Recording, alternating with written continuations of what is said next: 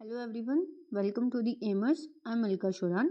आज हम लोग करने वाले हैं हमारे 13 most important PYQs of chemistry, यानी कि 13 जो है मोस्ट इम्पोर्टेंट PYQs करेंगे हम लोग केमिस्ट्री के, जो हमारे प्रीवियस एग्जाम्स में पूछे गए हैं। यानी कि जैसे हमने लास्ट स्ट्रेटजी वाली जब वीडियो की थी उसमें हमने बोला था 3 से 4 जो है 3 से 4 साल पुराने आप PYQs कर लो, और आज हम वो PYQs करने वाले हैं। और ये जो क्लास हमारी होने वाली ये हमारी कंप्लीट केमिस्ट्री को रिवाइज करवाएगी और हमें एग्ज़ाम्स के लिए और ज़्यादा कॉन्फिडेंस लेके आएगी कि इतना करने के बाद आपके एग्ज़ाम में इससे बाहर कुछ नहीं आने वाला। जो आज की क्लास होने वाली है, आज वाली क्लास आप अच्छे से कर लो, 2 बार 3 बार आप इसको कर लो, इससे बाहर केमिस्ट्री में आपके एग्ज़ाम में कुछ नहीं पूछा जाएगा।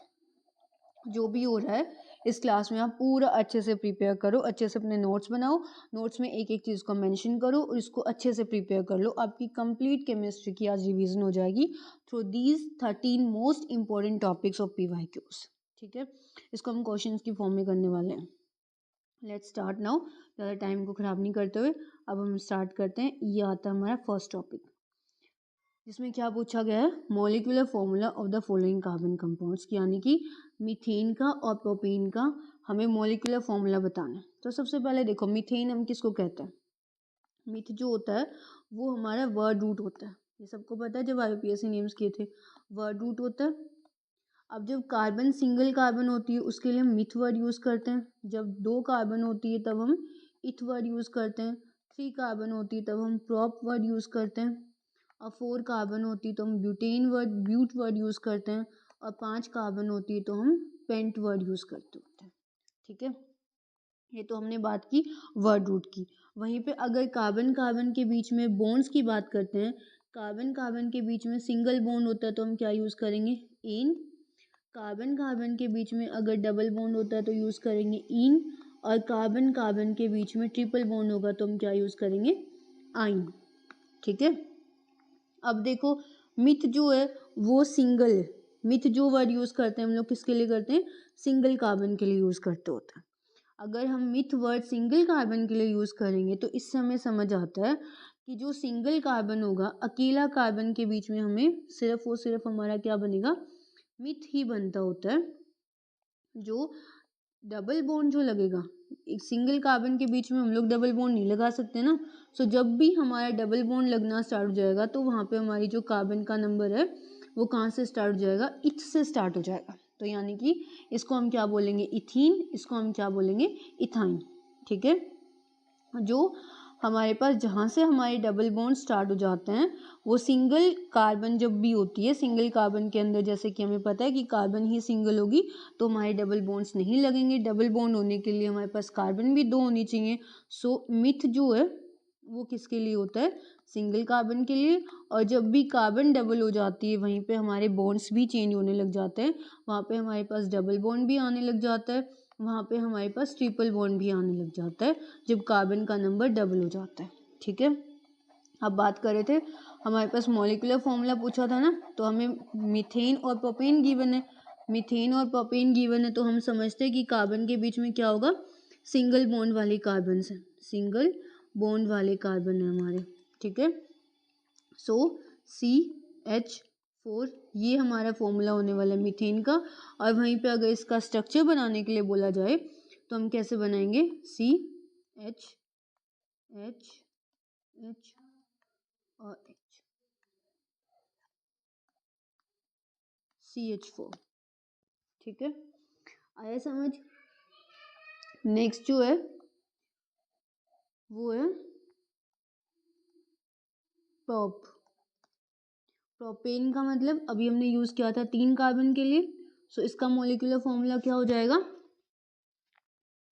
इसका हमारे पास C3H8। अब इसको अगर ओपनली नोट करें 1 2 3, ये हमारे पास क्या होएगा?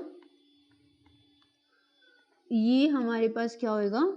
ये इस तरीके से हम बनाएंगे। अगर आप लोगों को बोला जाए draw the structure of ethene propane, then आप इस तरीके से ड्रॉ करोगे।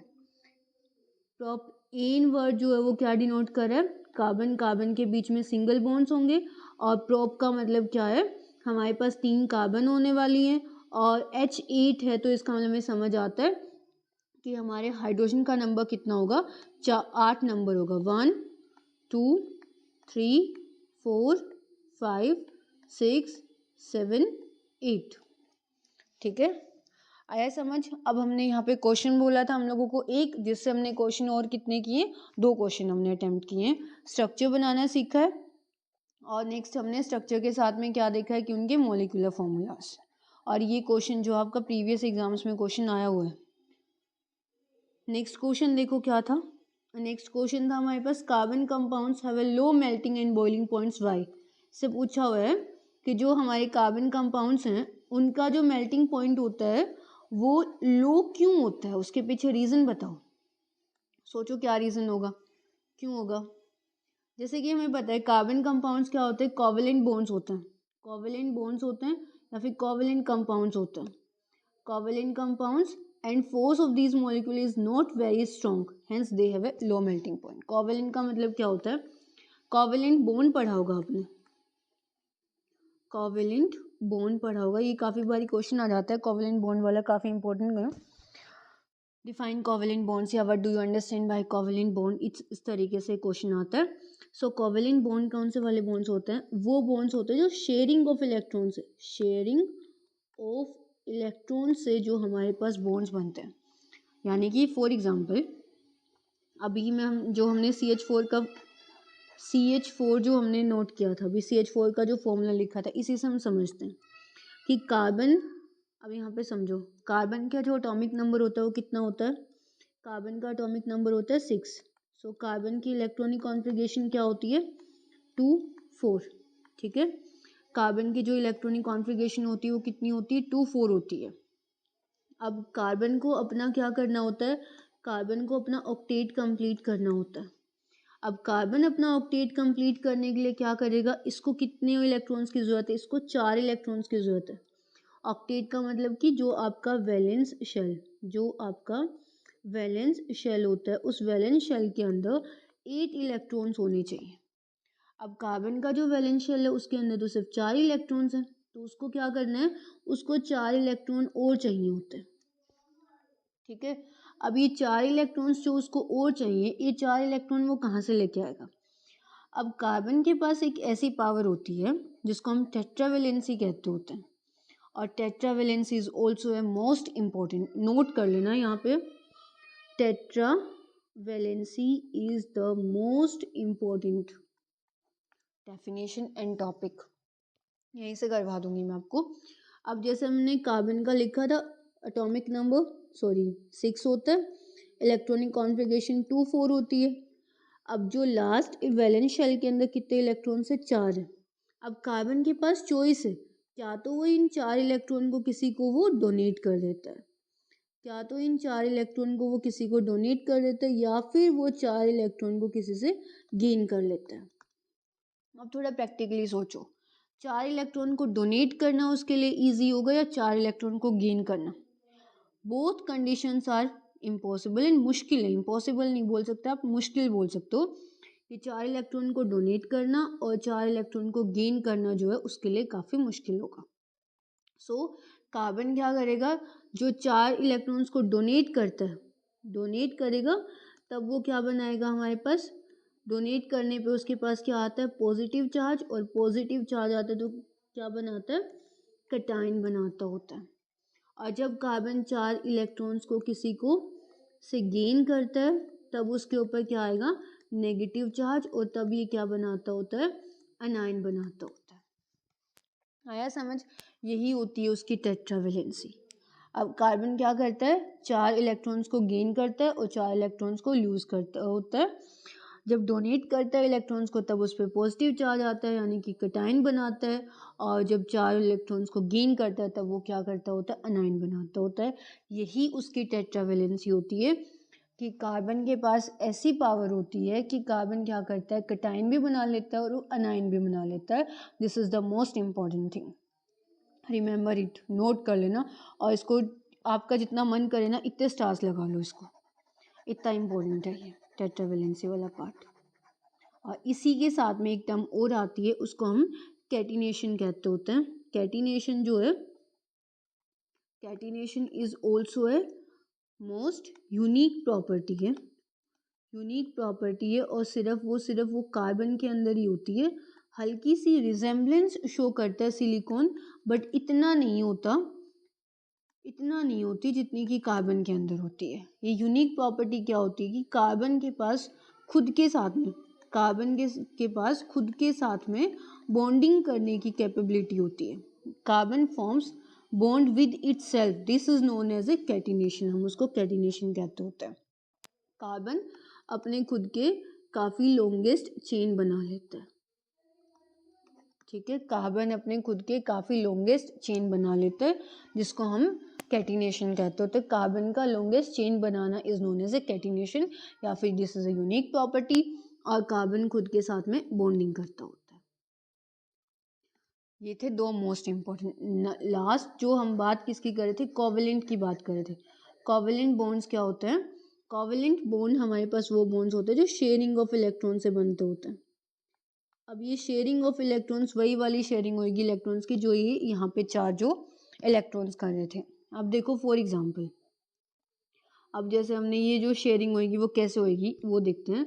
ये आपके पास कार्बन है, कार्बन के पास जो है वो वैलेंस शेल के अंदर ये 4 इलेक्ट्रॉन्स हैं, ठीक है। वैलेंस शेल के अंदर ये 4 इलेक्ट्रॉन्स हैं। अब उसके पास है साइड में हाइड्रोजन, ठीक है। हाइड्रोजन के पास है 1 इलेक्ट्रॉन, ठीक है। अब हाइड्रोजन को अपना ऑक्टेट कंप्लीट करने के लिए चाहिए 1 इलेक्ट्रॉन, और कार्बन को अपना ऑक्टेट कंप्लीट करने के लिए चाहिए होते 4 इलेक्ट्रॉन। अब यहाँ पे क्या करेगा? अब यहाँ पे कार्बन क्या करेगा? हाइड्रोजन के साथ में शेयरिंग करेगा, शेयरिंग ऑफ इलेक्ट्रॉन्स। उस शेयरिंग ऑफ इलेक्ट्रॉन्स से जो बॉन्ड्स बनेंगे उन्हीं बॉन्ड्स को हम क्या कहते होते हैं? उन्हीं बॉन्ड्स को हम कोवेलेंट बॉन्ड कहते होते हैं। और जो कोवेलेंट बॉन्ड होते हैं वो एक तरीके से आपके वीक बॉन्ड्स होते हैं, और वो वीक बॉन्ड होने की वजह से हमारे पास क्या करते होते हैं? वीक बॉन्ड होने की वजह से वो बॉन्ड्स ज़्यादा स्ट्रॉन्ग नहीं होते, ठीक है। आया समझ? अब वो इस तरीके से, जैसे कार्बन ने इसके साथ में ये बनाया, ये हो गया, और ये यहाँ पे बना लिया। अब कार्बन अपना 1 इलेक्ट्रॉन था, एक हाइड्रोजन से ले लेगा, इधर भी कार्बन के पास एक अपना इलेक्ट्रॉन था, एक हाइड्रोजन से ले लेगा। अब इसको आप, इसी को हम लोगों ने जो स्टार्टिंग में अगर आपने ध्यान दिया तो मैंने सबसे पहले रिप्रेजेंट किया था कार्बन हाइड्रोजन हाइड्रोजन, इस तरीके से स्ट्रक्चर बनाया था ना मीथेन का हमने, ये बन गया। अब ये जो इन इलेक्ट्रॉन्स को, ये जो आपस में इलेक्ट्रॉन की शेयरिंग है उसको हम कैसे शो कर रहे हैं? उन इलेक्ट्रॉन्स को हम इस एक लाइन से शो करते हैं। अगर ये इनके बीच में सिंगल लाइन है तो इसका मतलब वहाँ पे सिंगल बॉन्ड है, और अगर ये डबल लाइन्स है तो ये यहाँ पे क्या है? डबल बॉन्ड है। और इसी टाइप के हमारे पास क्या होता है? इलेक्ट्रॉन डॉट स्ट्रक्चर्स होते हैं। अब ये इन्होंने इस तरीके से शेयरिंग की, और sharing of electrons is known as a covalent bond. अब आपको ये चीज़ अच्छे से समझ आनी चाहिए। नेक्स्ट टॉपिक पे चलते हैं। नेक्स्ट भी बहुत इंपॉर्टेंट है, इसको भी स्टार मार्क कर लेना। What are the allotropes of carbon? What are the allotrope of carbon? सबसे पहले बताओ एलोट्रोप ऑफ कार्बन क्या होती है? एलोट्रोप हम कार्बन के लिए किस चीज़ के लिए टर्म यूज़ करते होते हैं? एलोट्रोप हम कहते हैं कार्बन की डिफरेंट फॉर्म्स इन नेचर के अंदर जो होती है, कार्बन की डिफरेंट, कलर चेंज करते रहो, कौन सा लें? डिफरेंट फॉर्म्स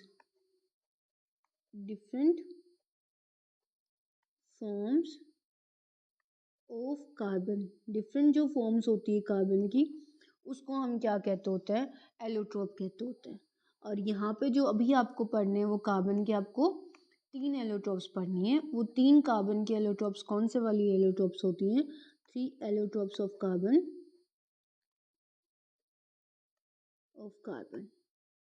कौन कौन सी हैं? First is diamond, another one is graphite, ठीक है। और थर्ड वन इज C60 भी कहते हैं इसको हम लोग, इसको हम बक मिनिस्टर फ्लोरेंस भी कहते हैं, ठीक है, बकमिनिस्टर फ्लोरेंस भी कहते हैं। और बकमिनिस्टर फ्लोरेंस बोलने के पीछे क्या रीज़न होता है, वो इन साइंटिस्ट ने इसको रिसर्च किया था, इनके ऊपर उन्होंने इसको फाइंड आउट किया था, ठीक है। अब देखो ये होता क्या है, डायमंड कैसा होता है, कैसा दिखाई देता है। सबसे पहले जो हम पढ़ना है वो हमें डायमंड के बारे में पढ़ना है। अब डायमंड कैसा होता है, सबसे पहले हमें डायमंड को देखना है कि डायमंड, जैसे आप सब लोग जानते हो डायमंड के बारे में, डायमंड इज द, सबसे पहले जो फर्स्ट पॉइंट हम पढ़ते हैं उसमें हम यही कहते हैं हार्डेस्ट मटेरियल होता है, या फिर हार्डेस्ट सब्सटेंस होता है, hardest substance of the carbon, ठीक है, हार्डेस्ट सब्सटेंस होता है। अब वो हार्डेस्ट सब्सटेंस होने के पीछे क्या रीज़न होता है, जैसे ये आपको दिखाई दे रहे हैं, ये यहाँ पे इतना समझ नहीं आ रहा, मैं इसको अलग से बना के दिखाती हूँ आपको। ये जैसे इस तरीके से है, ठीक है, और ये जो है ना इस तरीके से जो है, ये वही हमारे कार्बन के बॉन्ड्स को रिप्रेजेंट,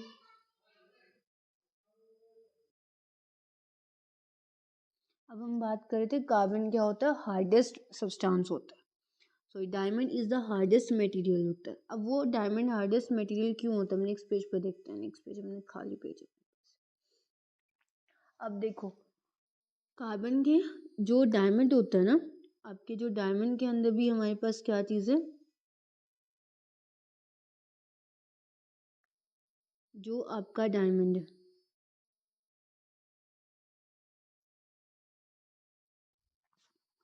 डायमंड जो है वो आपका हार्डेस्ट सब्सटेंस होता है, ठीक है। अब वो हार्डेस्ट सब्सटेंस होने के पीछे रीज़न क्या है, हम वो देखते हैं। उसके पीछे रीज़न ये होता है कि कार्बन के क्या होते हैं, कार्बन हमें पता है कि कार्बन 4 बॉन्ड्स बनाता है, और जो आपका डायमंड होता है उस डायमंड के अंदर जो कार्बन के 4 बॉन्ड्स हैं, वो चारों बॉन्ड किसी के साथ में क्या होते हैं, बॉन्डेड होते हैं, किसी ना किसी के साथ में वो शेयर होते हैं, किसी ने आगे फर्दर बॉन्ड बना रखा होता है। जैसे ये वाला कार्बन है, इसने, इसके ये सभी बॉन्ड्स बने हुए, इसने आगे फर्दर इन बॉन्ड्स को बना रखा है, इन्होंने आगे फर्दर इन बॉन्ड्स को बना रखा है। इस तरीके से कोई भी बॉन्ड जो होता है डायमंड के अंदर, जो बॉन्ड होता है वो फ्री नहीं होता, all are in a paired form. और वो सभी बॉन्ड्स जो पेयरिंग में होते हैं, इसी वजह से जो डायमंड है वो हमारा कैसा होता है, diamond is the hardest substance, ठीक है, हार्डेस्ट सब्सटेंस, ठीक है। इसके साथ साथ में जो डायमंड होता है bad conductor of electricity, bad conductor of electricity, electricity को कंडक्ट करने में भी हेल्प नहीं करता होता, डायमंड इलेक्ट्रिसिटी को कंडक्ट भी नहीं करता, ठीक है। उसके साथ साथ में कैसा होता है, रिजिड स्ट्रक्चर होता है, और रिजिड भी कैसा होता है हमारा, ये 3 डायमेंशनल स्ट्रक्चर होता है। जो डायमंड है वो आपका कैसा स्ट्रक्चर है, वो 3 डायमेंशनल स्ट्रक्चर है, और इसके साथ साथ में बहुत ज़्यादा क्या होता है, हार्ड भी होता है। अब वहीं पे इसके साथ में डायमंड के कंपैरिजन में, एक तरफ हम डायमंड को नोट करते हैं, दूसरी तरफ हम लोग क्या करते हैं, ग्रेफाइट को करते हैं, फिर उनको कंपैरिजन में स्टडी करते हैं दोनों की। और ये जो है ना क्वेश्चन डायमंड वाला और एलोट्रोप वाला, this is the very important question, और ये एग्जाम्स में पूछने के चांसेस होते हैं। whether you are in a Haryana board, means state board, or you are in a sorry, whether you are in a CBSE board or whether you are in a state board, दोनों boards के अंदर ये questions आने के full chances होते हैं। सो अभी हम इसको कंपैरेटिवली पढ़ते हैं। वंस एक साइड हमारे पास डायमंड है, दूसरी साइड हमारे पास ग्रेफाइट है। मैं इनको पॉइंटर्स में नोट करूँगी, आप भी इनको पॉइंटर्स में नोट कर लेना, बट एग्ज़ाम में आपको एक सीन करके लेके आना है। अब डायमंड का हमने कैसा देखा था, फर्स्टली 3D स्ट्रक्चर की बात करते हैं। इसका कैसा स्ट्रक्चर था, 3D स्ट्रक्चर था। वहीं पे अगर हम ग्रेफाइट की बात करें तो ग्रेफाइट का कैसा स्ट्रक्चर होता है, उसका हेक्सागोनल होता है, हमें वो दिखाई देता है हेक्सागोनल अरेज की तरह, ठीक है। यानी वो किस तरीके से होता है, इस तरीके से होता है। ये जो मैंने अभी ये बनाए हैं ना, मैंने ये सर्कल से हमने क्या रिप्रेजेंट किए हैं, ये एक एक कार्बन की पेयरिंग हो रखी है ऐसे में। और इसके ऊपर दूसरा क्या होता है, जैसे ये स्ट्रक्चर बना है ना, इसी के ऊपर एक लेयर और हो जाएगी, ऐसे इस तरीके से एक लेयर और होगी, उसके ऊपर से एक लेयर और होगी, ऐसे में लेयरिंग हो, जैसे हम अपने कपड़े फोल्ड करके रखते हैं ना, एक के ऊपर एक के ऊपर एक, इसी तरीके से जो होते हैं इस टाइप के स्ट्रक्चर्स की एक के ऊपर एक के ऊपर एक, इस तरीके से फोल्ड्स बनी हुई हैं, जिससे कि जिस तरीके से ग्रेफाइट का स्ट्रक्चर बना हुआ है। तो ये 3D स्ट्रक्चर था और ये हेक्सागोनल रे था। फर्स्ट कंपैरिजन हमने देखा। दूसरा हम क्या देखेंगे यहाँ पे, जो आपको सबसे बड़ा जो मतलब आपको शॉकिंग लगेगा, डायमंड के हमने देखे थे 4 बॉन्ड्स जो थे ना, 4 बॉन्ड्स पेयर्ड थे कार्बन के, 4 bonds of carbon are paired, while in graphite there are 3 electrons are in pair। यहाँ पे कितने इलेक्ट्रॉन्स हैं, यहाँ पे सिर्फ 3 ही इलेक्ट्रॉन्स पेयर में आते हैं, और यहाँ पे आपके कितने इलेक्ट्रॉन्स थे, चारों। तो अब यहाँ पे जो 4 इलेक्ट्रॉन जो थे वो पेयर में थे, इस वजह से यहाँ पे क्या इफेक्ट डल रहा था, चारों इलेक्ट्रॉन्स जो थे यहाँ पे पेयर में थे, उस वजह से क्या हो रहा था, आपका जो डायमंड था वो हार्डेस्ट सब्सटेंस था, बैड कंडक्टर ऑफ इलेक्ट्रिसिटी था, bad conductor of electricity, bad conductor of electricity था। While comparison with the diamond, graphite is the good conductor of electricity. Good conductor, graphite क्या होता है, अपनी पेंसिल वाला सिक्का ही तो होता है, good conductor of electricity. And good conductor of electricity होने के साथ साथ में इसके अंदर एक फीचर हमारे पास और क्या आता है, it is the lubricant, slippery, slippery भी होता है, स्मूथनेस भी होती है इसके अंदर। और स्मूथनेस इसके अंदर कैसी स्मूथनेस होती है, आप सब ग्रीस के बारे में जानते हो ना, जो व्हीकल्स के अंदर ग्रीस यूज किया जाता है वो ग्रीस ये ही होता है, आपका ग्रेफाइट ही होता है, ग्रेफाइट की ही एक फॉर्म होता है। अब ये स्लिपरी होता है और ये स्मूथ होता है, ये गुड कंडक्टर ऑफ इलेक्ट्रिसिटी था। और वहीं पे अगर डायमंड की बात करें तो डायमंड क्या था, बैड कंडक्टर ऑफ इलेक्ट्रिसिटी और हार्डेस्ट सब्सटेंस। इसके पीछे रीजन क्या है, अभी यहाँ पे जो मैंने बोला है 3 पेयर, जो इस तरीके से बॉन्डिंग जो होती है ना, अभी मैंने आपको कार्बन की जो बॉन्डिंग्स दिखाई थी, वो कार्बन की बॉन्डिंग के अंदर एक इलेक्ट्रॉन जो होता है ना कार्बन का, वो फ्री होता है, 1 इलेक्ट्रॉन जो होता है वो फ्री होता है। ये जैसे अभी ये वाली कार्बन है, 1 2 बना लिया, 1 हो गया, 2 हो गया, इसके साथ में और बना लेगी, बट यहाँ पे क्या करेगी, एक इलेक्ट्रॉन जो है उसके पास क्या होगा, कार्बन के पास फ्री होने वाला है। एक इलेक्ट्रॉन यहाँ पे कार्बन के सब पास जो फ्री होगा, वही फ्री इलेक्ट्रॉन यहाँ पे क्या करता होता है, इसको स्लिपरी भी बनाता है और इसको गुड कंडक्टर ऑफ इलेक्ट्रिसिटी भी बनाता है। इलेक्ट्रिसिटी को कंडक्ट करने में यहाँ पे कौन हेल्प करता है, जो कार्बन का ये इलेक्ट्रॉन जो फ्री होता है, वो फ्री वाला इलेक्ट्रॉन उसकी हेल्प करता होता है। वो जो इलेक्ट्रॉन फ्री इलेक्ट्रॉन है, मैंने अभी स्ट्रक्चर में आपको दिखाया, जो उसका फ्री इलेक्ट्रॉन है, वो फ्री इलेक्ट्रॉन उसकी किस में हेल्प करता है, वही फ्री इलेक्ट्रॉन ही उसकी हेल्प कर रहा है इलेक्ट्रिसिटी को कंडक्ट करने में, और इलेक्ट्रिसिटी के साथ साथ में उसको स्लिपरी बनाने में। अब अगर हम एक चीज देखते हैं, अगर हम इन दोनों को कंपेयर, तो हमने देख लिया, अब इनकी जो फिजिकल प्रॉपर्टीज है ना, physical properties are different, physical properties are different. ये सब जो हमने की थी ये सभी क्या थी, फिजिकल प्रॉपर्टीज ही थी। जो फिजिकल प्रॉपर्टीज है वो डिफरेंट है, और केमिकल प्रॉपर्टीज जो है, केमिकल प्रॉपर्टीज जो होंगी एलोट्रॉप्स की, वो सेम होने वाली है। यही आइडेंटिफिकेशन है किसका, आपका एलोट्रोप्स का। और डायमंड एक ऐसा एलोट्रोप होता है जिसको हम लोग लैब में भी सिंथेसाइज भी प्रिपेयर कर सकते हैं, डायमंड को आप लैब में भी प्रिपेयर कर सकते हो। वहीं पे अगर हम C60 की देखती बात करते हैं, C60 का जो हमारा स्ट्रक्चर होता है वो फुटबॉल लाइक स्ट्रक्चर होता है, फुटबॉल जैसा हमारे पास इसका स्ट्रक्चर होता है। और इसको ढूंढने वाले या फिर इसको रिसर्च करने वाले कौन थे, हमारे आर्किटेक्ट थे ये साइंटिस्ट, बकमिंस्टर फुलर भी कहते हैं इसको, और हम इसको फ्लोरेंस भी कहते होते हैं। आई होप आपको ये क्वेश्चन, ये टॉपिक बहुत अच्छे से समझ आया होगा, और इससे आपका क्वेश्चन आने के पूरे पूरे चांसेस है। इसको बहुत अच्छे से कर लेना, रिपीटिव फॉर्म में कर लेना। ये मैंने यहाँ पे पूरा एनसीईआरटी लगाया हुआ है।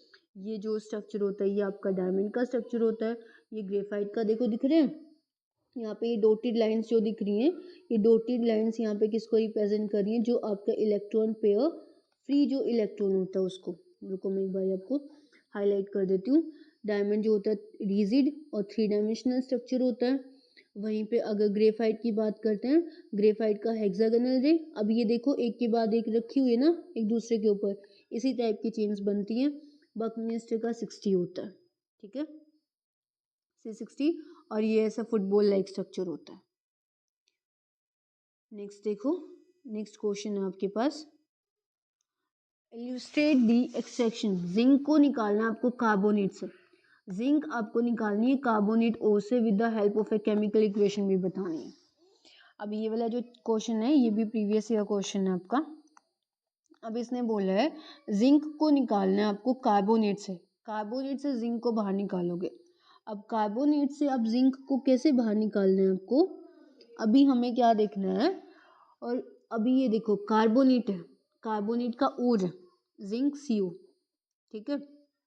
अब अगर आपने पढ़ा होगा सबने, जब हमें कार्बोनेट को अलग करना होता है और जब हमें सल्फाइड को अलग करना होता है, सल्फाइड की ओर से हमें सल्फाइड निकालना है और कार्बोनेट की ओर से हमें कार्बोनेट निकालना है। जैसे हम फॉर एग्जांपल, अब आप ये देखो यहाँ पे, ये आपको इधर जो गिवन है ये किसका गिवन है, कार्बोनेट का गिवन है, और मैं इसके कार्बोनेट के साथ साथ में आपको वो भी समझाती हूँ। कार्बोनेट के साथ में हम उसको भी कर लेते हैं, सल्फाइड को भी कर लेते हैं। जैसे अभी पहले कार्बोनेट का एक्सप्लेन कर देते हैं। कार्बोनेट का जैसे अभी यहाँ पे है जिंक CO3, ठीक है। जब कार्बोनेट का ओर हमें निकालना हो तो उसको हम क्या करते हैं, उसके लिए हम कैल्सिनेशन करते होते हैं। कार्बोनेट के लिए जो हम यूज़ करते हैं वो कैल्सिनेशन यूज़ करते हैं। कैल्सिनेशन में क्या होता है, हमें ऑक्सीजन पास करनी होती है। ऑक्सीजन, कैल्सिनेशन में क्या होता है, हमें ऑक्सीजन पास करनी होती है, बट यहाँ पे जो ऑक्सीजन होती है वो लिमिटेड ऑक्सीजन होती है, लिमिटेड ऑक्सीजन पास करोगे, ठीक है। यही पहचान होती है कैल्सिनेशन की। सबसे पहले कैल्सिनेशन होता किसके लिए ये याद होना चाहिए, इसको हम करते हैं कार्बोनेट के लिए। जिंक carbonate is heated, यहाँ पे रोम लिखा, is heated in the absence of air or limited supply of air to convert into metal oxide. This process is called calcination. इसी प्रोसेस को हम कैल्सिनेशन कहते हैं। ऐसे कि जिंक कार्बोनेट था आपके पास, इस जिंक कार्बोनेट को आपने हीट किया और आपने लिमिटेड इसको क्या दी है, लिमिटेड आपने ऑक्सीजन की सप्लाई दी। लिमिटेड ऑक्सीजन की सप्लाई देने पे यहाँ पे क्या बन जाता है, जिंक ऑक्साइड बना लेगा, साथ में वो CO2 बना लेगा। आया समझ। और यहीं पे इसके साथ में एक चीज़ हम और करते हैं, अगर यहाँ पे आपको ये बोल दिया होता 2Cu2S, ये क्या है, कॉपर सल्फाइड, कॉपर सल्फाइड। अब इस कॉपर सल्फाइड से आपको कॉपर को बाहर निकालना है, सिर्फ कॉपर को बाहर निकालना है। तो आप क्या करोगे, जब हम सल्फाइड करेंगे, सल्फाइड से हमें हमारा जो भी मेटल है उसको बाहर निकालना है, उसके लिए हम जो करेंगे उसको हम कहते हैं रोस्टिंग। अब रोस्टिंग और कैल्सिनेशन में डिफरेंस क्या था, कैल्सिनेशन किसके लिए हो रहा था, वो कार्बोनेट के लिए हो रहा था, और रोस्टिंग जो है वो किसके लिए होता है, आपका सल्फर के लिए होता है। कॉपर सल्फाइड है, इसको हीट करो और इसको क्या देना है, एक्सेसिव, इसको क्या दोगे, एक्सेसिव ऑक्सीजन देनी है, इसको हम एक्सेसिव ऑक्सीजन देंगे, और एक्सेसिव जो आप ऑक्सीजन दोगे उससे क्या बना लेगा, 2 कॉपर ऑक्साइड, कॉपर ऑक्साइड बनाएगा, यहाँ पे 2 प्लस में यहाँ बनाने वाला है 2SO2 गैस, ये गैस की फॉर्म में बाहर निकल जाएगा, गैस की फॉर्म में बाहर निकल जाएगा।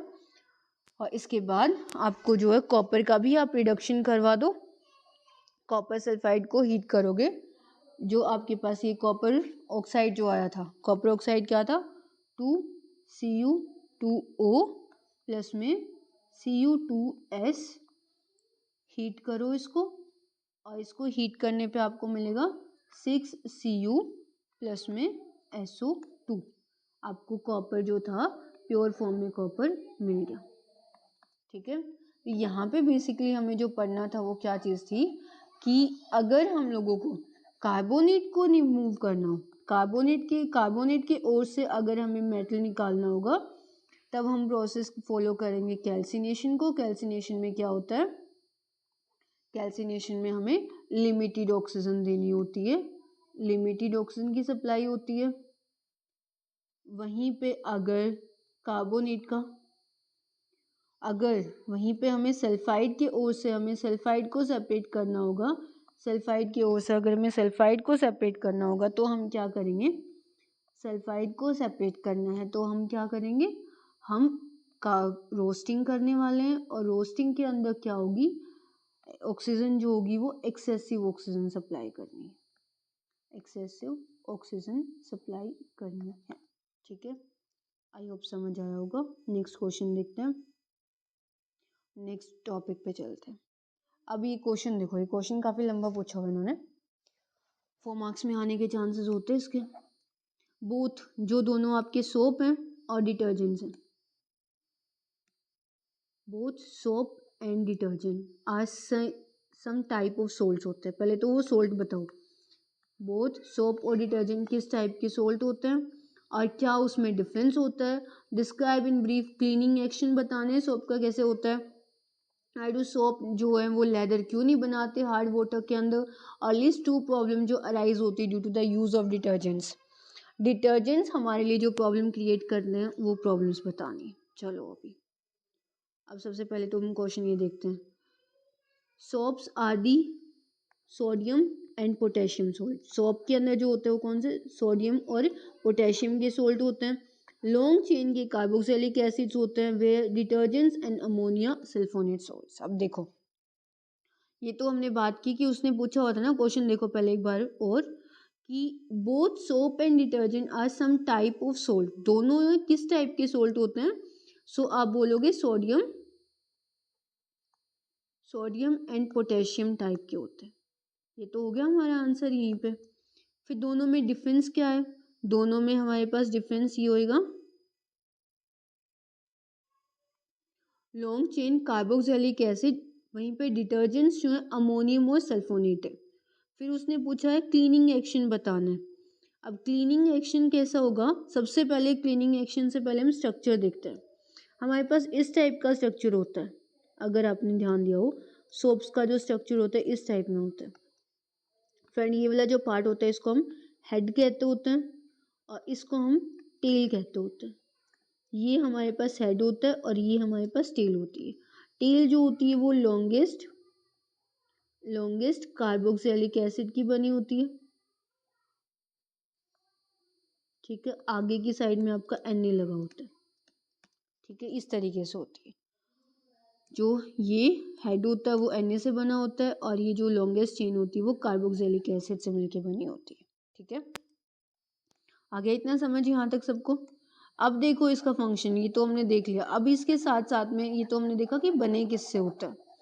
अब इसके अंदर एक फीचर और होता है, जो आपका हेड होता है, हेड होता है वो कैसा होता है, वो हाइड्रोफिलिक पार्ट होता है, हाइड्रोफिलिक पार्ट होता है। और वहीं पे जो आपकी टेल होती है वो हाइड्रोफोबिक होती है। अब क्वेश्चन तो आपके माइंड में आया होगा, हाइड्रोफोबिक और हाइड्रोफिलिक क्या होता है। हाइड्रो का मतलब समझो क्या होता है, हाइड्रो मीन्स वाटर, हाइड्रो होता है पानी, फोबिक मीन्स होता है फियर, डर। ठीक है, हाइड्रो मीन्स वाटर और फिलिक मीन्स होता है लव या फिर प्यार या फिर अच्छा लगना। अब जो हाइड्रोफिलिक है वो किससे, उसको पानी अच्छा लगता है। तो यानी कि जो हाइड्रोफिलिक है वो पानी की साइड रहना पसंद करता है, ये इनसाइड दी वाटर रहना पसंद करता है, इनसाइड वाटर रहना पसंद करता है। वहीं पे जो हाइड्रोफोबिक है वो पानी से क्या करता है, दूर भागता है। ठीक है, एक पानी के साइड रहना पसंद करता है और एक पानी से दूर भागता है। ठीक है, ये जैसे ये था हमारा स्ट्रक्चर, इस स्ट्रक्चर में जो टेल है वो पानी से दूर भागेगी, ये कैसी थी, हाइड्रोफोबिक थी। और वहीं पे जो हेड था वो कैसा था, वो था आपका हाइड्रोफिलिक। आया समझ। अब ये जैसे ही आपको डर्ट दिखता है, डर्ट, जैसे ये देखो, ये कोई आपका ऑयल पार्टिकल है, इस ऑयल पार्टिकल को इसको रिमूव करना है, क्लोथ के ऊपर लगा हुआ है, इसको रिमूव करना है तो ये अपने आप को इस तरीके से अरेंज करेगी, जो टेल है वो इनसाइड होगी और जो आपका हेड है वो आउटसाइड होगा, ये अपने आप को इस तरीके से अरेंज करेगी। और जो इसका इस तरीके से खुद को अरेंज करना ही क्या बनता है, इसी को हम मिसल्स कहते होते हैं। ये इसने जो बना लिए, ये जो हमने स्ट्रक्चर बनाया है, ये स्ट्रक्चर हमारा कैसा है, ये मिसल्स है, ठीक है। अब ये मिसल्स, इसने साथ में पूछा था क्लीनिंग एक्शन और बताओ, तो क्लीनिंग एक्शन हम कैसे एक्सप्लेन करेंगे। अब ये जो ऑयल पार्टिकल है, इस ऑयल पार्टिकल को रिमूव करने में आपकी हेल्प कौन करेंगी, टेल करने वाली है। टेल इस ऑयल पार्टिकल को बाहर निकालने की कोशिश करेंगी और हेड वहाँ पे पानी के साथ में अट्रैक्शन करेगा, वो पानी के साथ में अटैच होगा। जो अब ये देखो, जो हेड है वो आपका पानी के साथ में अटैच होगा और जो टेल है वो किसके साथ में होगी, ऑयल डर्ट के साथ में अटैच होगी, जो आपको जो भी आपके कपड़ों पे स्टेन लगा हुआ है उस स्टेन को रिमूव करने में हेल्प कौन करेगी, टेल करती होती है, और हेड जो है वो आउटसाइड लगा होगा। आया समझ। अब जैसे जैसे आप जितना पानी आप डालते जाओगे वैसे वैसे ये डर्ट जो है प्लेंटी ऑफ वाटर के साथ में ये डर्ट जो है वो रिमूव होता जाएगा। आया समझ। जैसे जैसे पानी प्लेंटी ऑफ वाटर आप यूज़ करोगे वैसे वैसे जो ये डर्ट है, ये डर्ट यहाँ से निकलता जाएगा, और डर्ट यहाँ से निकल जाता है तो उसके बाद पीछे जो रिमेनिंग आपके पास जितना पानी डालोगे वैसे वैसे आपके कपड़ों के ऊपर से स्टेन रिमूव हो जाएगा, और स्टेन को रिमूव करने में, उसको बाहर निकालने में हेल्प कौन कर रही है, वो आपकी टेल कर रही है, ठीक है। आया समझ। ये अच्छा लगी हुई थी shit. Cleaning action, one part of soap molecule is ionic and dissolve in water, the other part is non-ionic hydrophobic part dissolves in the oil, the soap molecule arrange themselves in the form of a mist। ये अभी आप लोग देख चुके हो। On rising with water shop is washed of, मतलब कि जब जैसे जैसे पानी आएगा वैसे वैसे शॉप जो होता है वॉश हो जाएगा, लाइटिंग दी ऑयल डर्ट को लाइट कर देगा। सोप जो होता है, soap does not form lather in a hard water because it form insoluble precipitate. अब आपने स्कैम के बारे में सुना होगा, लेदर पानी का क्या बन जाता है, स्कैम बन जाता होता है। स्कैम मतलब कि एक चिपचिपा टाइप्स में बन जाता है और वो इरिटेशन कोज करता होता है। जब हमारा हार्ड वाटर का मतलब जिस पानी के अंदर कैल्शियम की अमाउंट प्रेजेंट होती है, कैल्शियम वगैरह जिसमें प्रेजेंट होता है, इस पानी को हम हार्ड वाटर कहते होते हैं। और ये हार्ड वाटर कैल्शियम के साथ में रिएक्शन होने की वजह से यहाँ पे क्या हो जाता है, स्कैम बना लेता है। इस वजह से इसने बोला है कि लेड इन हार्ड वाटर। ऐसा क्यों होता है, बिकॉज इनसोल्युबल प्रेसिपिटेट बनाता है, वो इनसोल्युबल प्रेसिपिटेट क्या होता है, उसको हम स्कैम ही कहते होते हैं, ठीक है। अब प्रॉब्लम क्या क्या यूज़ होते हैं डिटर्जेंट के साथ में, डिटर्जेंट्स आर नॉन बायोडिग्रेडेबल होते हैं और इट लीड्स टू वाटर और सॉइल पोल्यूशन करते हैं। नॉन बायोडिग्रेडेबल यानी कि माइक्रोब ऑर्गेनिज्म से जो होते हैं वो डिग्रेड नहीं होते। नेक्स्ट क्वेश्चन देखते हैं, आई होप आपको समझ आया होगा क्वेश्चन। इट्स इंटरेस्टिंग और बोरिंग, केमिस्ट्री इजी है यार, इजी है, और साथ साथ में आपके एग्ज़ाम की प्रिपरेशन हो रही है, तो एग्ज़ाम की प्रिपरेशन हो रही है और वो भी फाइनल एग्ज़ाम्स की, बोर्ड्स एग्ज़ाम की, then it is a very interesting and exciting also। so अब हम नेक्स्ट क्वेश्चन पे आते हैं। इससे पूछा हुआ है हाउ डज इथेनॉल रिएक्ट कैसे करेगा इसके साथ में, एसिडिफाइड पोटेशियम डाइक्रोमेट के साथ में कैसे करेगा। इथेनॉल क्या होता है, CH3CHOH, ये होता है हमारे पास इथेनॉल। अब ये एसिडिफाइड पोटेशियम डाइक्रोमेट के साथ में यानी कि K2Cr2O7, बट ये कैसी फॉर्म में है, एसिडिफाइड है। हॉट कंसनट्रेटेड H2SO4 के साथ में रिएक्शन करके क्या बनाएगा, और सोडियम के साथ में रिएक्शन करके क्या बनाएगा, अभी देखते हैं। फर्स्ट है इथेनॉल, ऑक्सीजन के साथ में एसिडिफाइड K2Cr2 के साथ में क्या बना रहा है, कार्बो इथेनोइक एसिड बनाता है, इथेनोइक एसिड बनाएगा, साथ में वाटर बनाएगा। इथेनॉल ऑक्सीडाइज हो जाएगा इथेनोइक एसिड के साथ में in presence of acidified potassium dichromate. ये रिएक्शन को लर्न कर लेना, इट्स वेरी इंपॉर्टेंट। आपका जो इथेनॉल है, इथेनॉल रिएक्शन करता है एसिडिफाइड पोटेशियम डाइक्रोमेट, जिससे वो क्या बनाता है, और पोटेशियम डाइक्रोमेनेट कैसा काम करता है, एज ए ऑक्सीडाइजिंग एजेंट का काम कर रहा है, जो ऑक्सीडाइज करने में हेल्प करता है। और आपके प्रोडक्ट क्या बना रहा है, वो इथेनोइक एसिड बनाता है, इथेनोइक एसिड बना लेते हैं। ठीक है, आया समझ।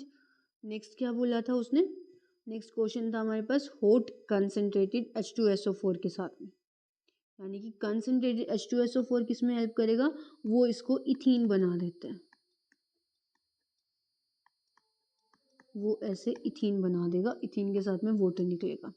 Ethanol when react with hot concentrated H2SO, dehydration, H2SO4 यहाँ पे कैसा काम करेगा, एज ए डिहाइड्रेटिंग एजेंट का काम करेगा, OH मॉलिक्यूल को रिमूव कर देता है और it forms the unsaturated compound which is ethene बना लेता है। आई होप अब आपको सैचुरेटेड और अनसैचुरेटेड का मतलब तो पता होगा। सैचुरेटेड हम किसको कहते हैं, सैचुरेटेड हमारे पास वो कंपाउंड्स होते हैं जिसके अंदर कार्बन क्या करता है, सिंगल बॉन्ड्स बनाता है। और अनसैचुरेटेड कौन से वाले होते हैं,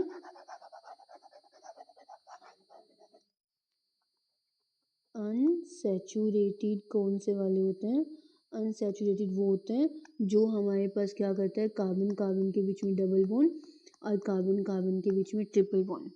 अब और इसका एग्जांपल जो होता है, जिस टाइम पे हमारे पास जब हमारे गैस सिलेंडर्स हम यूज़ करते हैं और जब वो ख़त्म होने वाला होता है, लास्ट में जब हमारे बर्तनों पे वो ब्लैकनेस आने स्टार्ट हो जाती है, सूटी फ्लेम देना स्टार्ट कर देता है, ब्लैक कलर का धुआं आना स्टार्ट हो जाता है, तो उस टाइम पे ये हमारे पास आइडेंटिफिकेशन होता है कि अब क्या हो रहा है, अनसैचुरेटेड हाइड्रोकार्बन की बर्निंग हो रही है, जिस वजह से हमारे पास क्या आ रहा है, ब्लैक और सूटी फ्लेम आ रहा है, इस वजह से हमारे बर्तन जो हैं वो ब्लैक हो रहे हैं। ठीक है, आया समझ। ये सैचुरेटेड और अनसैचुरेटेड वाला था। लास्ट जो है सी वाला जो पार्ट था, जब इथेनॉल की रिएक्शन, जब आपका इथेनॉल रिएक्शन करता है सोडियम के साथ में, तब क्या बनाता है, सोडियम इथोक्साइड बनाता है, इसको हम कहते हैं सोडियम इथोक्साइड, प्लस में हाइड्रोजन गैस रिलीज होती है। ठीक है, like with sodium metal and evolve hydrogen gas, in this process sodium ethoxide is also formed. Next question, write the name and structure formula of the compound formed when ethanol is heated at 433 Kelvin with excess of concentrated H2SO4. State the role of concentrated H2SO4 in this reaction. Write chemical reaction. Name बताना है, structural formula बताना है compound का, जिस time पे आप ethanol को, वही होगा, ये क्वेश्चन रिपीट हो गया शायद, जब आप इथेनॉल को हीट कर देते हो 443 केल्विन पे एक्सेस ऑफ कंसनट्रेटेड, रिपीट तो नहीं है, वो अलग तरीके से पूछा हुआ था, ये अलग तरीके से पूछा हुआ है। वो तो सिर्फ इतना बोला था कि जब इथेनॉल आपका रिएक्ट करता है कंसनट्रेटेड H2SO4 के साथ।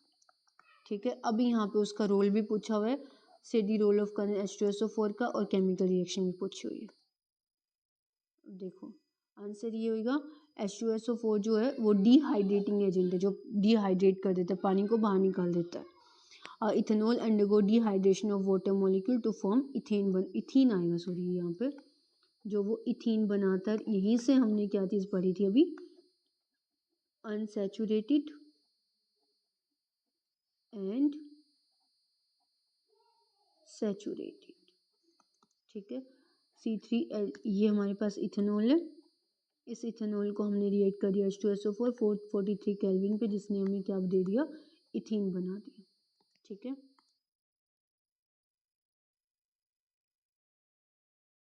ये क्वेश्चन देखो, state the reason of the following, ये CBSE 2024 में आया हुआ क्वेश्चन है, रीजंस बताने हैं आपको सबके। Zinc oxide, oh shit shit shit,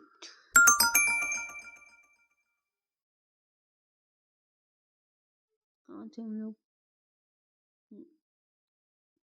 question ये है, zinc oxide is an amphoteric oxide. अब सबसे पहले एम्फोटेरिक का मतलब समझो क्या होता है, रीजंस बताने हैं। एम्फोटेरिक का मतलब ये होता है, ऐसे ऑक्साइड्स बताने हैं, ऐसे ऑक्साइड्स बताने हैं जो आपके एसिड के साथ में भी रिएक्शन करता हो और जो आपके बेस के साथ में भी रिएक्शन करता हो, उसको हम लोग क्या कहते होते हैं, एम्फोटेरिक ऑक्साइड कहते होते हैं।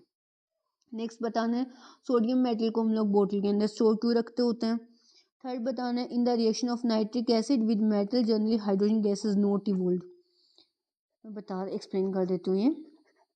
ये तो मैंने अभी बताया कि जिंक, ये बहुत इंपॉर्टेंट क्वेश्चन है, बहुत अच्छे से कर लेना ये लोग, ठीक है, क्योंकि ये सीबीएसई में 2024 में पीवाईक्यूज में पूछा हुआ है और एक बारी में 3 क्वेश्चन हैं ये अलग अलग। जिंक ऑक्साइड एम्फोटेरिक का काम करता है। एम्फोटेरिक का मतलब भी मैंने समझाया, यानी कि जो जिंक ऑक्साइड है आपका, वो आपका एसिड के साथ में भी रिएक्शन करेगा और जिंक ऑक्साइड जो आपका बेस के साथ में भी रिएक्शन करेगा। इस वजह से हम उसको क्या कहते होते हैं, उसको हम एम्फोटेरिक कहते होते हैं। इसके पीछे था ये रीज़न। सोडियम मेटल को हम लोग स्टोर करके रखते हैं केरोसिन ऑयल के अंदर, इसलिए रखते हैं बिकॉज सोडियम जो है ना वो हाईली रिएक्टिव एलिमेंट है। सोडियम जो है हाईली रिएक्टिव एलिमेंट है और हाईली रिएक्टिव एलिमेंट होने की वजह से वो एयर या फिर वाटर के कांटेक्ट में अगर आ जाता है देन वो अल्टीमेटली उसी टाइम पे क्या कर लेता है, रिएक्शन कर लेता है। अल्टीमेटली उसी टाइम रिएक्शन कर लेगा और वो रिएक्शन जो है वो हमारे लिए मोस्ट एक्सप्लोसिव और हार्मफुल होगी, यानी कि वो उसी टाइम पे ब्लास्ट हो सकती हैं हमारी चीज़ें अगर सोडियम वाटर के साथ में या एयर के साथ में रिएक्शन कर लेता है। नेक्स्ट क्वेश्चन पूछा हुआ in the reaction of nitric acid. मैं आगे क्वेश्चन दिखाती हूँ। In the reaction of nitric acid with metals, जो इन द रिएक्शन आपकी नाइट्रिक एसिड की मेटल के साथ में generally hydrogen gas is not evolve, क्यों नहीं होती? बिकॉज जो आपका नाइट्रिक एसिड होता है ये स्ट्रॉन्ग ऑक्सीडाइजिंग एजेंट होता है। नोट कर लेना इसको, जो नाइट्रिक एसिड होता है वो एक आपका स्ट्रॉन्ग ऑक्सीडाइजिंग एजेंट होता है। थोड़ा बहुत हो गया, रुको, ये देखो लिखा हुआ है जिंक ऑक्साइड रिएक्ट करेगा दोनों के साथ में, देयरफॉर फॉर्म, ये सोल्ट बना रहे, सोल्ट बन रहे हैं, साथ में आपका वाटर रिलीज हो रहा है, ठीक है। ये बेस के साथ रिएक्शन करे, HCl के साथ में रिएक्शन कर रहा है। दूसरा, sodium is stored in kerosene oil because sodium react vigorously with oxygen and moisture. High reactivity की वजह से हम लोग इसको केरोसिन को उसके अंदर रखते होते हैं in contact with oxygen and moisture, यही मैंने एक्सप्लेन किया। Hydrogen gas not evolve when a metal react with nitric acid because nitric acid is a strong oxidising agent. एक एक वर्ड लर्न करना है, बस लिखना आना चाहिए, बहुत ईजी है आपका साइंस, ऐसे ही उसको इतना बड़ा वो बना रखा है। नेक्स्ट क्वेश्चन देखो, what is the colour of ferrous sulphate का कलर बताना है, फेरिस सल्फेट क्रिस्टल्स का कलर बताना है, और how does this colour change after heating, और हीटिंग के बाद ये कलर चेंज कैसे हो जाता है। फर्स्ट देखते हैं the colour of ferrous sulphate. जो फेरिस सल्फेट FeSO4 जो है इसका कलर होता है ग्रीन, याद रखना, जो फेरिस सल्फेट होता है इसका कलर होता है ग्रीन, और इट चेंजेस टू ब्राउन, ये चेंज किस में हो जाता है, जैसे ही आप इसको यहाँ पे हीट कर दो, हीट करते ही FeSO4 बनाएगा, FeSO4 बनाते ही कैसा हो जाता है, ये ब्राउन कलर में हो जाता है और वाटर इससे बाहर निकल जाता है। ये क्वेश्चन आप ध्यान रखो किस तरीके से कैसे पूछा हुआ है। पहले तो फेरिस सल्फेट का कलर पूछा हुआ है, फिर उन्होंने बोला उसको हीट करने पे क्या चेंजेस आएंगे, सो हीट करने पे क्या चेंजेस आएंगे और साथ में उसकी रिएक्शन भी बताने के लिए बोला हुआ है। ऑन हीटिंग, जब आप हीट करोगे तब FeSO4 प्लस में 7H2 ग्रीन कलर से वो चेंज हो जाएगा आपका ब्राउन कलर के अंदर, जैसे ही आप उसको हीट कर देते हो वाटर के 7 मॉलिक्यूल्स बाहर निकल जाएंगे। इसके साथ में एक क्वेश्चन और था, name the product formed on strongly heating ferrous sulphate crystal. जब नेम बताना, नेम दी प्रोडक्ट फॉर्म्ड जो बने थे स्ट्रांगली हीटिंग फेरिस सल्फेट को, FeSO4 को जब आप स्ट्रांगली हीट करते हो, अब what type of chemical reaction occur, ये कौन से टाइप की केमिकल रिएक्शन हो रही थी ये भी बताना। The product formed ferric oxide is, जो आपकी फेरिक ऑक्साइड के अंदर, wait a minute, product form ferric oxide, product क्या बनेगा Fe2। जब आप फेरिस सल्फेट को, इस फेरिस सल्फेट को जब आप हीट करते हो और इसको स्ट्रांगली जब आप हीट करते हो, FeSO4 को जब स्ट्रांगली हीट करते हो, स्ट्रांग हीटिंग पे क्या देता है, ये हमारा फेरिक ऑक्साइड,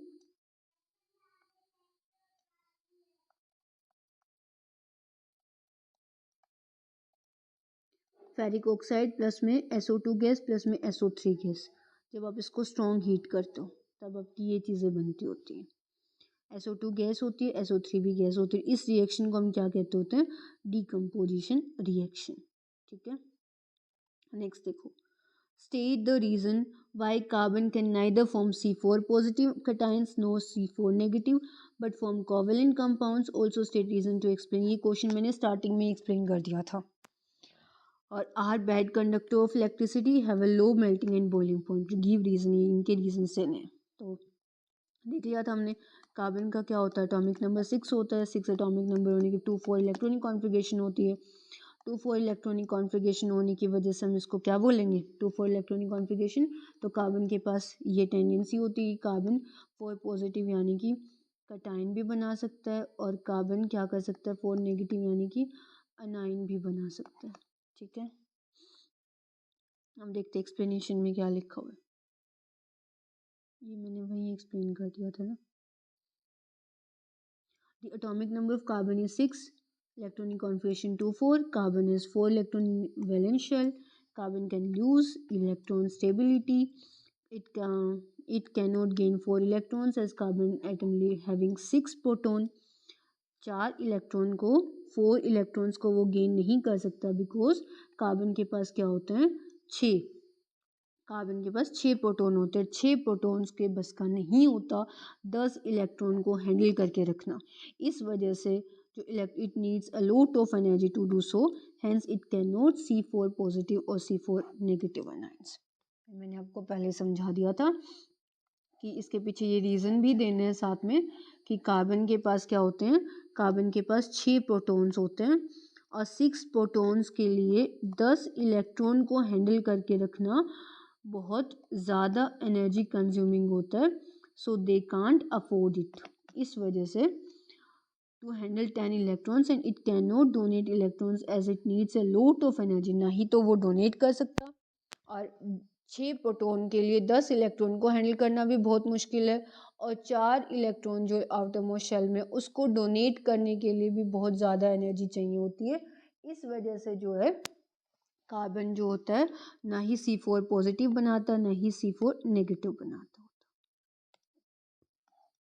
ठीक है, नेक्स्ट क्वेश्चन देखते हैं। बैड कंडक्टर, वो पूछा हुआ था उसने। कोवेलेंट कंपाउंड्स कैसे कंपाउंड्स होते हैं? Form sharing of electron, they do not have a free electron that is required for electricity transfer. जैसे इलेक्ट्रिसिटी ट्रांसफर से तुम्हें ध्यान आया होगा कि डायमंड और ग्रेफाइट का कंपैरिजन जो भी हमने पढ़ा, डायमंड में कोई भी इलेक्ट्रॉन फ्री नहीं था, और फ्री इलेक्ट्रॉन नहीं होने की वजह से वो बैड कंडक्टर था। वहीं पे ग्रेफाइट के अंदर क्या था? ग्रेफाइट के अंदर इलेक्ट्रॉन्स जो थे फ्री थे, और इलेक्ट्रॉन फ्री होने की वजह से they are the good conductor of electricity. Free electrons they are bad conductor of. Covalent compounds have a low melting and boiling point because they have a weak intermolecular force between them. Intermolecular force जो, जैसे for example ये दो molecules हैं, इन दोनों molecules के आपस का जो फोर्स है वो कैसा होता है? वीक होता है, और वीक होने की वजह से उनको क्या चाहिए होता है? टेम्परेचर और एनर्जी जो होती है काफ़ी कम चाहिए होती है। ठीक है, नेक्स्ट कन्वर्जन्स पूछे हुए।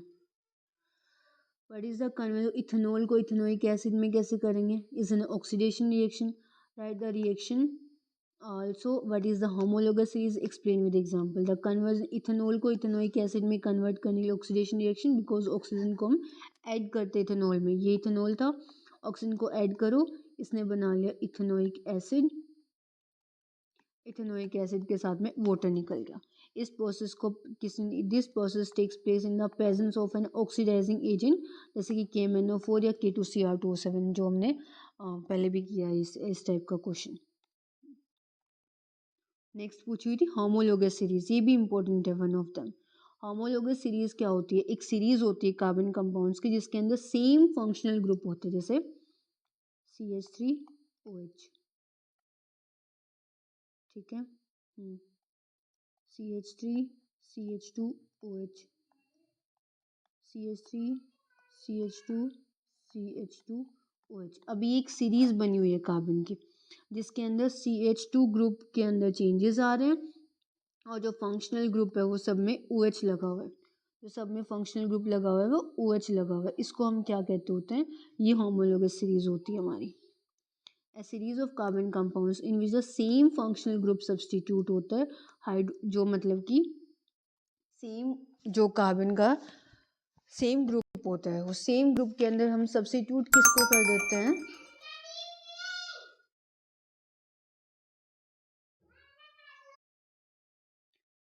हम बात कर रहे थे होमोलोगस सीरीज की। अब होमोलोगस सीरीज हमारे पास क्या होती है, जिसके अंदर एक सीरीज होती है कार्बन कंपाउंड्स की, जिसके अंदर सेम फंक्शनल फॉर्मूला होता है।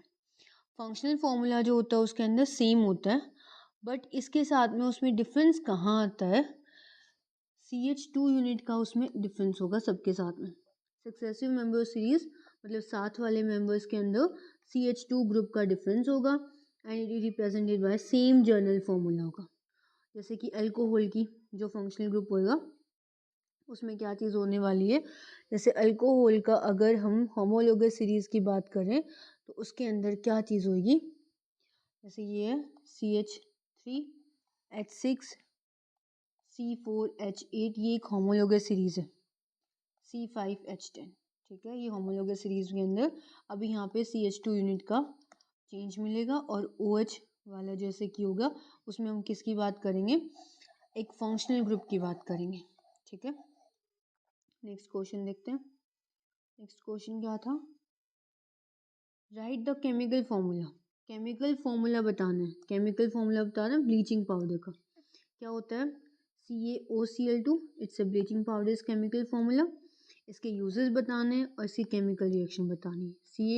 CaOCl2 is the chemical formula हो गया ब्लीचिंग पाउडर का, और केमिकल रिएक्शन ये स्लेग लाइम होता है। स्लेग लाइम की रिएक्शन करवा दो आप, स्लेग लाइम की रिएक्शन आप करवा दो Cl2 के साथ में, आपके पास क्या बनेगा, ब्लीचिंग पाउडर बनेगा, साथ में वाटर रिलीज हो जाएगा। अब ब्लीचिंग पाउडर को आप यूज़ कहाँ करते हो, इसके क्या यूजेस होते हैं, ब्लीचिंग कॉटन में यूज़ करते हो, लिनन में यूज़ करते हो, वुड पल्प के अंदर करते हो तो वुड पल्प ऑफ फैक्ट्रीज़ के अंदर, ब्लीचिंग वॉश्ड क्लोथ्स के अंदर यूज़ करते हो, ऑक्सीडाइजिंग एजेंट की तरह काम करते हो, मेकिंग ड्रिंकिंग वाटर। जैसे आप लोगों ने देखा होगा कि जैसे स्विमिंग पूल्स वगैरह होते हैं, इसके अंदर पानी इकट्ठा होता है, एक साथ में पानी रहता है, तो वो पानी आपका ख़राब नहीं हो उसके लिए हम लोग क्या डालते हैं, Cl2 का यूज़ करते हैं। जो Cl2 हमारा किसके अंदर होता है, CaOCl2 ब्लीचिंग पाउडर के अंदर प्रेजेंट होता है, ठीक है। ब्लीचिंग पाउडर हैज़ दिस, ठीक है, एक अच्छा ऑक्सीडाइजिंग एजेंट होता है, क्लोथ्स में यूज़ करते हैं ब्लीचिंग कॉटन एंड लिनन, और दूसरा जो है ब्लीचिंग पाउडर को हम लोग यूज़ करते हैं कॉस्मेटिक्स में भी, जो हमारे कॉस्मेटिक्स के आइटम या फिर ब्यूटी आइटम्स जो बनते हैं हम उसके अंदर भी ब्लीचिंग का यूज़ करते होते हैं, ब्लीचिंग पाउडर का यूज़ करते हैं। इसके अलावा नेक्स्ट क्वेश्चन जो है, नेक्स्ट क्वेश्चन में पूछा हुआ है क्लोर अल्कली प्रोसेस क्या होता है, उसको एक्सप्लेन करो। सो क्लोर अल्कली प्रोसेस जो होता है, क्लोर हम किसको कहते हैं, जो आपका NaCl जो है वो किसकी फॉर्म में हो, NaCl जो है वो एक्वस फॉर्म में हो, NaCl एक्वस फॉर्म में हो, जिसको हम क्या कहते हैं साथ में, उसको हम बेरीन वाटर भी कहते होते हैं। अगर आपका NaCl एक्वस फॉर्म में है तो उसको हम बेरीन वाटर कहते हैं। अब उस NaCl एक्वस फॉर्म में है और उसके अंदर अगर आप इलेक्ट्रिसिटी को पास कर देते हो, इलेक्ट्रिसिटी को पास करते हो तो वहाँ पे जो आपका Na जो था ना, वो Na ब्रेक हो जाएगा और Na पॉजिटिव बनाएगा और Cl2 नेगेटिव बना लेता है। अब देखो यहाँ इसके अंदर देखो क्या चीज़ें हैं, ये सबको दिख रहा है, ये आपका एनोड, ये नेगेटिव वाला कैथोड। बेरीन है, बेरीन किसको बोला जाता है, NaCl आपका एक्वस फॉर्म में होगा तो उसको हम बेरीन कहते होते हैं, ठीक है। अब बेरीन के अंदर क्या होएगा, NaOH भी प्रेजेंट होता है, बेरीन कंटेनिंग NaOH। अभी यहाँ पे क्या है, जो NaOH और NaCl जो यहाँ पे प्रेजेंट है वो किस में ब्रेक हो जाएंगे, Na पॉजिटिव बनाएगा, ठीक है, दोनों जगह पे, और Cl नेगेटिव बनेगा, OH नेगेटिव बनेगा। Cl नेगेटिव OH नेगेटिव किस पे आ जाएगा, एनोड पे आ जाएगा, जहाँ पे Cl2 बाहर रिमूव हो जाएगा और H2 है वो भी बाहर निकल जाएगा, ठीक है, इस तरीके से हो जाएगा। यही हमारा क्या होता है, क्लोर अल्कली प्रोसेस होता है, ठीक है। अब इसके अंदर क्या क्या चीज़ें निकल रही हैं, क्लोरीन को हम लोग यूज़ करेंगे वाटर ट्रीटमेंट के अंदर, स्विमिंग पूल्स के अंदर, पीवीसी जो होती है पॉलीविनाइल क्लोराइड के अंदर, जो हमारे घर में पाइप्स वगैरह बनी होती हैं वो पीवीसी की बनी होती हैं। सीएफसी कार्बन रिलीज़ करता है, ठीक है। इसके साथ साथ में H2 जो रिलीज़ होती है उसको हम किस में यूज़ करते हैं, फ्यूल्स की फॉर्म में यूज़ करते होते हैं। अभी यहाँ देखो इसमें लिखा भी हुआ मिलेगा सब कुछ। एनोड पे Cl2 जाएगा, एनोड पे Cl2 चला जाएगा जिसको हम वाटर ट्रीटमेंट में यूज़ करते हैं। कैथोड पे H2 चला जाएगा जिसको हम फ्यूल के अंदर यूज़ करते हैं। Near cathode NaOH, near cathode के पास क्या बनेगा, NaOH सॉल्यूशन बनेगा इस फॉर्म। और Cl2NaOH जो है, Cl2NaOH को हम ब्लीचिंग में यूज़ करते होते हैं, ब्लीचिंग फैब्रिक्स में यूज़ करते होते हैं। अब यहाँ देखो सोडियम हाइड्रोक्साइड, अब 2NaCl प्लस में 2 वाटर थे, ये चीज़ मैंने बोली थी एक्वस फॉर्म में वाटर के अंदर NaCl होना, इसी को हम क्या कहते हैं, क्लोरो अल्कली प्रोसेस, हम इसी को बोला जाएगा। इस प्रोसेस के साथ में जो बेरीन वाटर हम बोलेंगे, किसको बोलेंगे बेरीन वाटर को, NaCl को, अगर आप एक्वस फॉर्म में हो तब। जब इलेक्ट्रिसिटी इसके अंदर से पास करोगे एक्वस सॉल्यूशन के अंदर, सोडियम क्लोराइड सोडियम हाइड्रोक्साइड में कन्वर्ट हो जाएगा, आपको यहाँ से NaOH मिल जाएगा, जो कि हमारे पास क्या है, NaOH क्या है, एक हमारे पास बेस है, इसको हम आगे फर्दर कंपाउंड्स बनाने में यूज़ कर लेंगे। साथ में हमारे पास क्लोरीन गैस रिलीज हो जाएगी, क्लोरीन गैस किस पे जाएगी, एनोड पे, और CH2 कहाँ जाएगा, कैथोड पे, ठीक है। आया समझ यहाँ तक, वहाँ पे यही बोला था। H2 जहाँ कहाँ जा रही है, H2 जा रही है आपकी, H2 जो जा रही है वो आपकी जा रही है कैथोड पे, H2 ऑन कैथोड और Cl2 ऑन एनोड। Cl2 क्या बनाएगी, H2 को हम लोग यूज़ करेंगे एज ए फ्यूल, Cl2 को यूज़ कर लेंगे ब्लीचिंग वगैरह में, PVCs वगैरह बनाने में। और ये है आपका क्लोरो अल्कली प्रोसेस, इसको उस डायग्राम के साथ में अच्छे से कर लेना, chloro alkali process, this is the most important. Next question देखो, अब रेस्पिरेशन रिएक्शन को हम लोग respiration considered, why respiration considered as an exothermic reaction, explain why. सबसे पहले ना हम एक्सोथर्मिक और एंडोथर्मिक देखते हैं पहले तो क्या होता है, उसके बाद वापस आएंगे उसके ऊपर। एक्सोथर्मिक और एंडोथर्मिक, जैसे थर्मिक वर्ड बता रहा है, थर्मिक जो वर्ड है वो आपका रिलेट करता है हीट से। एक्सो का मतलब आउटसाइड या फिर बाहर बोल सकते हो, एंडो का मतलब हो गया इनसाइड, यानी कि एक्सोथर्मिक का मतलब ये है एक रिएक्शन जिसके अंदर एनर्जी रिलीज होती है, एनर्जी या फिर हीट रिलीज होती है। जैसे फॉर एग्जांपल कंबशन करते हो आप, अब लकड़ी को जला रहे हो, कोई भी वुड है, इस वुड को आप बर्न करते हो, वुड जब बर्न करते हो तब क्या होती है, हीट रिलीज होती है ना, हीट बाहर आती है, हीट रिलीज होती है। अब हीट रिलीज होती है तो इसको हम क्या कहते हैं, एक्सोथर्मिक रिएक्शन कहते हैं। वहीं पे जिस रिएक्शन के अंदर हीट एब्जॉर्ब होती है, हीट को अंदर की साइड, खुद की साइड लेते हैं, reaction that the system absorbs energy from, अपनी सराउंडिंग से एनर्जी को एब्जॉर्ब करता है, तो उसको हम क्या कहते हैं, एंडोथर्मिक कहते हैं। अपनी जो जैसे एनवायरनमेंट के अंदर एनर्जी है और इस एनर्जी को अपनी बॉडी में गेन कर लेता है, तो उसको हम एंडोथर्मिक कहते हैं। अब वहीं पे क्वेश्चन क्या था कि रेस्पिरेशन को एक्सोथर्मिक क्यों कहा जाता है। रेस्पिरेशन जो आपकी रिएक्शन है इसको हम एक्सोथर्मिक क्यों कहते हैं। एक्सोथर्मिक का मतलब क्या हो गया, हीट रिलीज होना। अब रेस्पिरेशन का मतलब क्या होता है, ब्रेक डाउन ऑफ फूड। हमारा जो हम खाना खाते हैं वो खाना क्या होता है, ब्रेक डाउन होता है।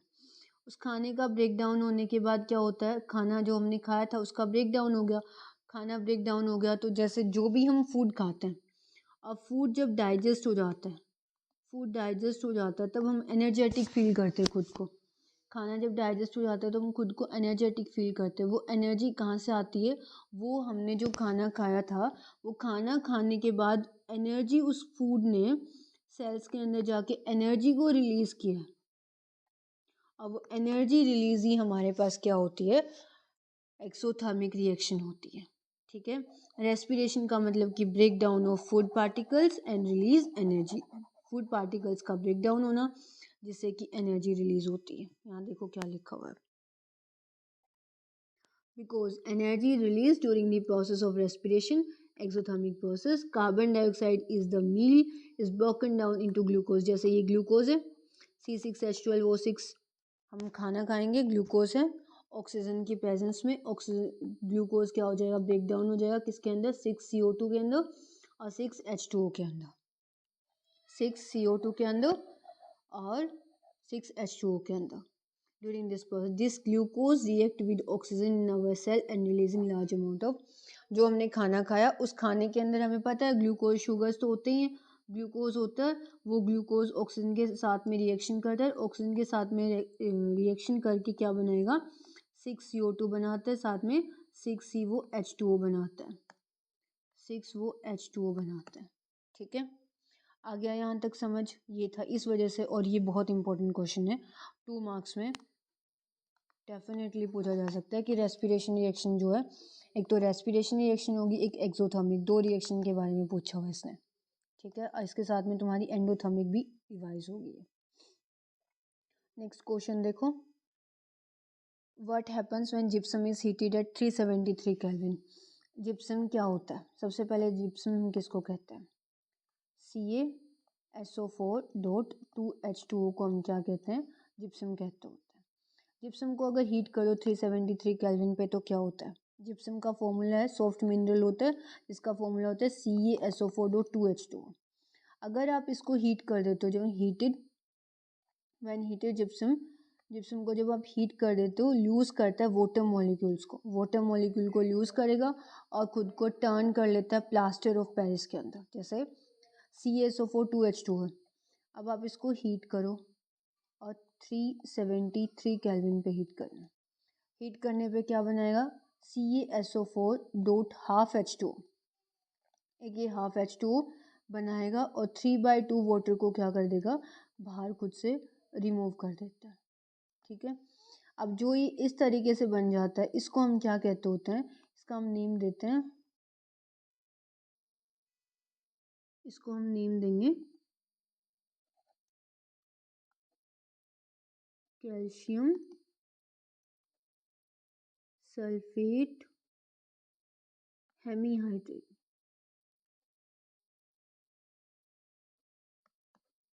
कैल्शियम सल्फेट हेमीहाइड्रेट, ठीक है, इसको हम कैल्शियम सल्फेट, नेक्स्ट पेज पे बताती हूँ, उसको हम क्या करेंगे, CaSO4.2H2O था, ये आपके पास पहले से CaSO4, जिसको हम क्या बोलेंगे, कैल्शियम सल्फेट बोलेंगे, ये आपके पास पहले से प्रेजेंट था।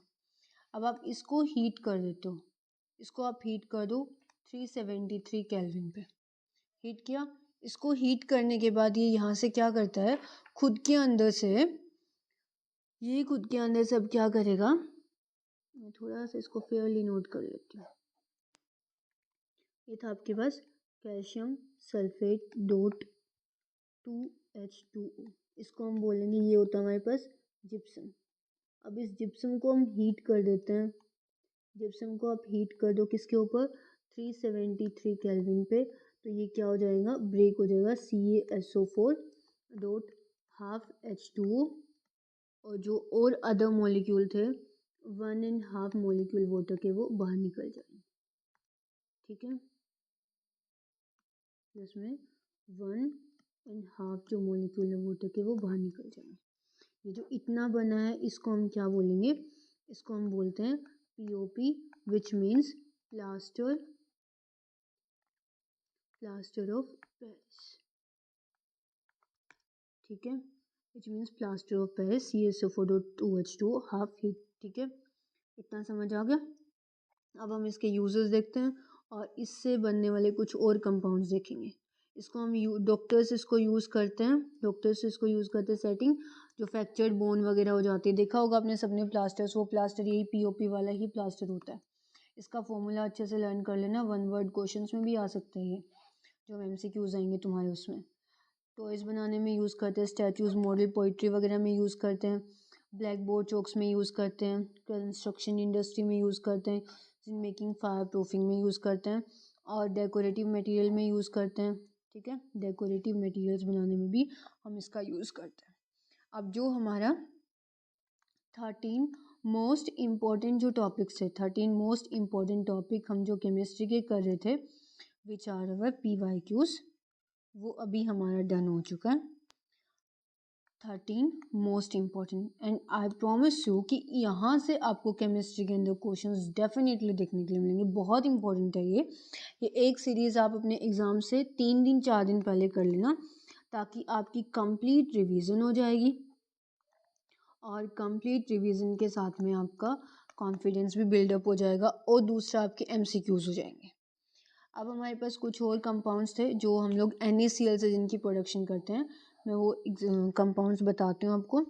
सबसे पहले हमने किया CaOCl2, ये हमारे पास क्या होता है, ब्लीचिंग पाउडर, ये होता है हमारे पास ब्लीचिंग पाउडर।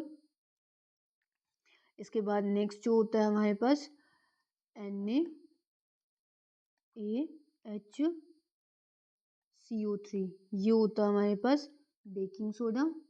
और बेकिंग सोडा का जो एक यूज़ होता है, हम लोग बेकिंग सोडा को as a fire extinguisher use करते हैं, as a fire extinguisher use करते होते हैं, आग बुझाने के लिए यूज़ करते हैं, और ये काफ़ी बार पूछ लिया जाता है। Used as a fire extinguisher की तरह हम लोग इसका यूज़ करते हैं। और इसके हम और यूजेस क्या क्या होते हैं, सोडा एसिड फायर एक्सटिंग्विशर की तरह यूज़ होता है, एज ए एंटासिड यूज़ होता है, एज ए एंटासिड यूज़ करते होते हैं। और हम इसको बेकिंग पाउडर, जो बेकरी वाली जो इंडस्ट्रीज़ होती हैं हमारी, उसमें भी हम लोग इसका यूज़ करते होते हैं। बेकरी इंडस्ट्रीज़ में भी इसका अच्छा यूज़ होता है। ठीक है, इसके बाद जो एक हमारे पास वॉशिंग सोडा भी काफ़ी पूछा जाता है। वॉशिंग सोडा का फॉर्मूला, वॉशिंग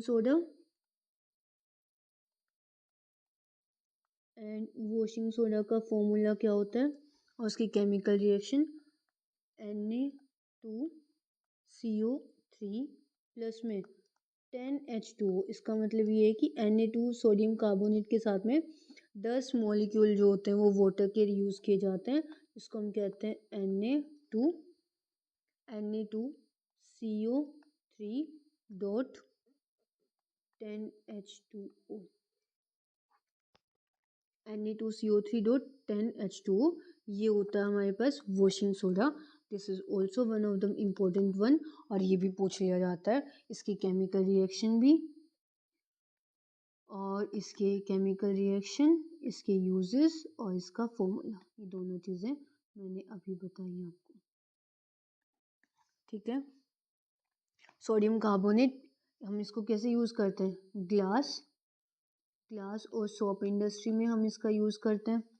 इसके साथ में हम इसका पेपर इंडस्ट्री में भी यूज़ करते होते हैं, पेपर इंडस्ट्रीज में भी हम इसका यूज़ करते हैं। इसके अलावा हम लोग इसको बोराक्स बनाने में, मैन्युफैक्चर ऑफ बोराक्स में भी हम इसका यूज़ करते हैं। एंड इसको हम लोग अपने एज ए क्लीनिंग एजेंट सफाई के लिए यूज़ करते हैं। और दूसरा हम इसको परमानेंट हार्डनेस के लिए यूज़ करते हैं। और इस परमानेंट हार्डनेस वाला जो वर्ड है ना, इस वर्ड से भी ये क्वेश्चन बन जाता है। परमानेंट हार्डनेस क्या होती है, इस वर्ड से भी इसका क्वेश्चन बन जाता है। ठीक है, इसको हम एज ए परमानेंट हार्डनेस को रिमूव करने के लिए भी यूज़ करते हैं। आज हमारा ये लेक्चर होता है ख़त्म। इसको मल्टीपल टाइम्स इसको रिवाइज करो, मल्टीपल टाइम्स इसको देखो, और like share and subscribe our channel, this is very helpful for you.